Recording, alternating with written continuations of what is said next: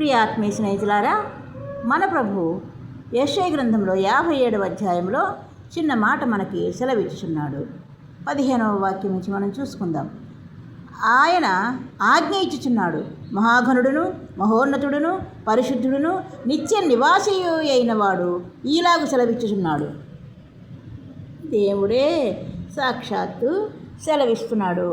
మనం అది పాటించటం మనకు మంచిది, తెలుసుకొనటం మంచిది. ఆయన ఏమంటున్నారంటే,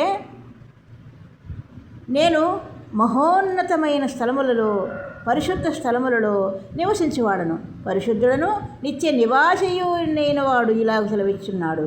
అయినను వినయము గల వారి ప్రాణమును ఉజ్జీవింపజేయుటకు, నలిగిన వారి ప్రాణమును ఉజ్జీవింపజేయుటకు. చూసారా ఎంత మంచి మాట చెప్తున్నారు ఆయన.